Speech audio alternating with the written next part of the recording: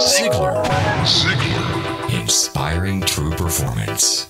A number of years ago, Laurie Majors, my executive assistant, got a phone call from a lady in Birmingham, Alabama. At the end of the conversation, she said, Zig, she said, I believe this woman thinks she's got an impossible problem, but I believe you can solve that problem with her in just a few minutes if you will spend that time with her.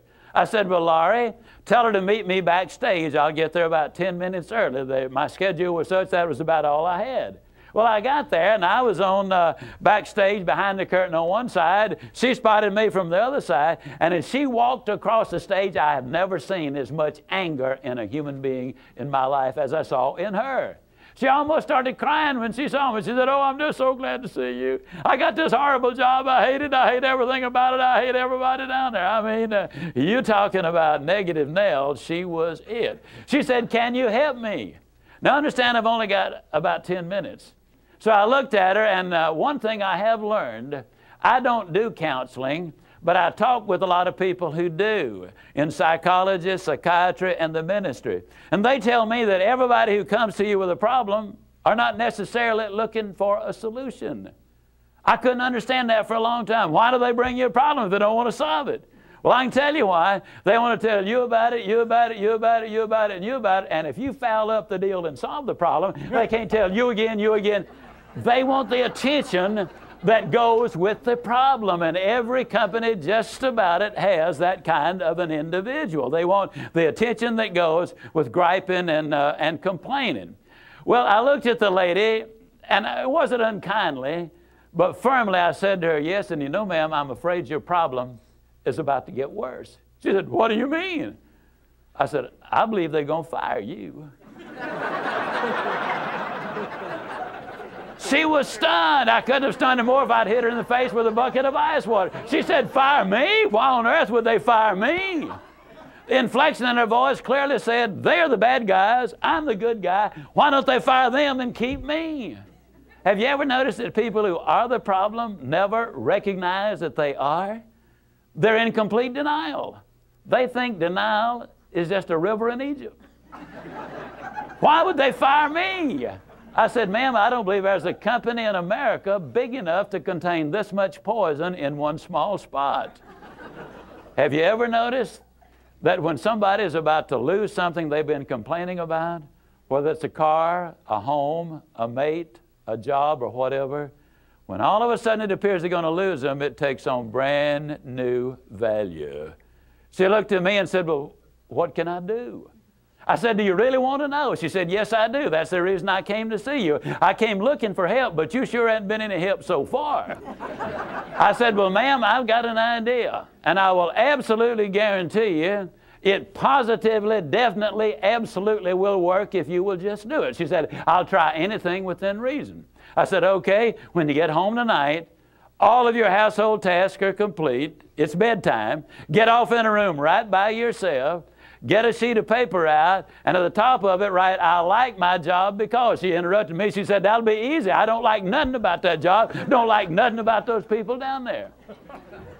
And I said, well, just as a matter of curiosity, do you work there for benevolent reasons, or do they pay you for working there?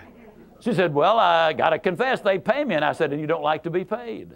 Oh, she said, yes, I do. I said, okay, tell you what you do. Open your notebook right now. We'll start our list of the things you like about your job. They pay you for working there, and you do like it, don't you? She said, absolutely. But she just stood there. I said, no, open your notebook now, and we'll get busy on the list. She just stood there.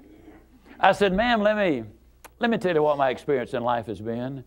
I've discovered that in 100% of the cases, no exceptions, people who won't take step number one never take step number two.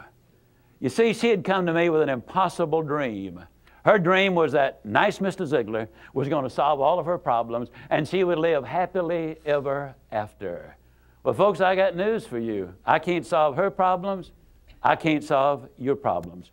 But I will give you some steps that I'll absolutely, definitely, and positively will work for you, as it worked eventually for her.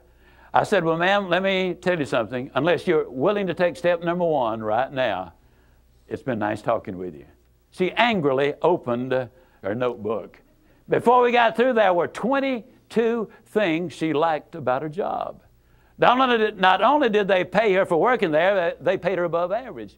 She had 3 weeks vacation with pay. She had a retirement program. She was in on profit sharing. She had health insurance, life insurance, and accident insurance. She lived less than 10 minutes from home. She was in on management decisions. The company sent her to 3 seminars a year to be paid for. She had her own private office and parking place. 22 things that she liked about her job. Now I said, ma'am, when you get home tonight, everything is finished.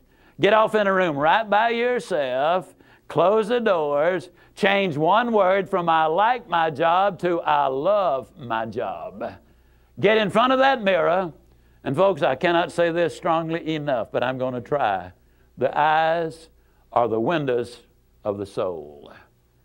Look yourself in the eye, and with excitement and enthusiasm, say, I love my job because they pay me for working there. I love my job because they pay me above average for working there. I love my job because I have a wonderful insurance program. I love my job before every one of the statements.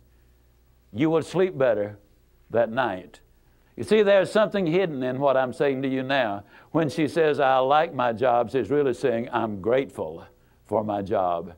And of all of the emotions we can have, according to Hans Selye, the #1 stress specialist in America, the healthiest of all human emotions is gratitude. I said, you go down that list. I like my job, I love my job rather. That is a way of gratitude. You'll sleep better the first night.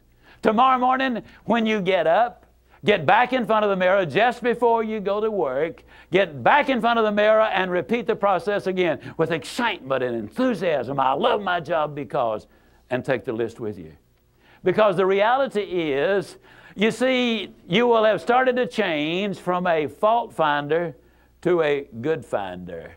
Some people do really find fault like there's a reward for it. They really do.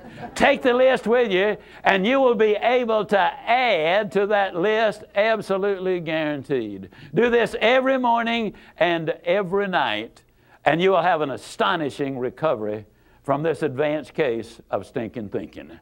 Now, I didn't say that to her, but I'm saying it to you. That's what it was. It was an advanced case of stinking thinking. Well, 6 weeks later, I was back in Birmingham, Alabama. I was doing a follow-up sales seminar. Now, the lady was not in sales, but she had been listening to my tapes. She had been listening to Automobile University, and she had discovered that everybody sells. Everybody who will ever hear this is in selling. Whether you're a school teacher, a civil service worker, a military personnel, an executive secretary, it doesn't make any difference. What you do, you sell every day of your life. There she was at the sales seminar, seated on the front row, grinning so wide she could have eaten a banana sideways. I'm telling you, you're talking about somebody that was excited. She was turned on. I said, well, how you doing? She grinned even more broadly and said, Mr. Ziegler, I'm doing wonderfully well. And thank you for asking. She said, you cannot believe how much those people down there have changed.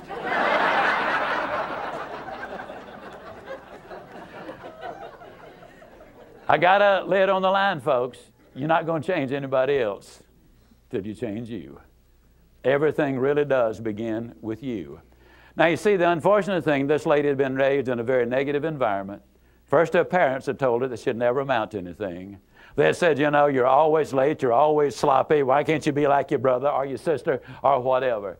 When she got married, her husband had continued it, and so her self-talk had become completely negative. Everything that she said about herself was negative. You know, like Dad said, I'll never amount to anything. Or like my husband says, I can't do anything right. But when she started changing the input, then some radical changes took place. Ziegler. Inspiring true performance.